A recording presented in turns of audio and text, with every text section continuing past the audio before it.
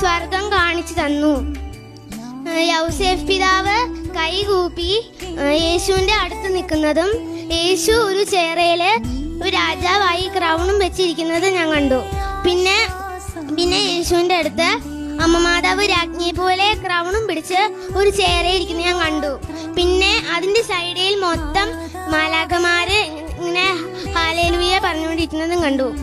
പിന്നെ അതിന്റെ യേശുവിന്റെ കാലിന്റെയും മാതാവിന്റെ കാലിന്റെയും തൊട്ട് ഫ്രണ്ടിൽ തന്നെ കുറച്ച് മാലാഖമാര് ഇങ്ങനെ ഹല്ലേലൂയ പറഞ്ഞുകൊണ്ടിരിക്കുന്നത് ഞാൻ കണ്ടു.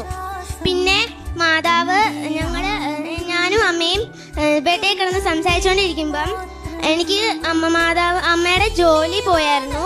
അപ്പം അമ്മ മാതാവ് എനിക്ക് അമ്മയുടെ ജോലിന് പോകാനുള്ള സ്ഥലം പറഞ്ഞു തന്നു.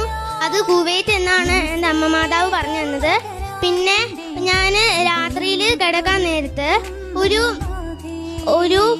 ഒരു പ്രകാശം കണ്ടു.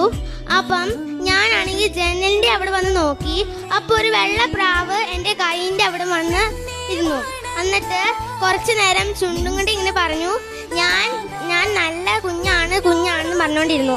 പിന്നെ ആകാശത്തുനിന്ന് ഒരാള് വിളിക്കുന്നത് കേട്ടു. അങ്ങനെ ആ പ്രാവ് തിരിച്ച് സ്വർഗത്തിലോട്ട് തന്നെ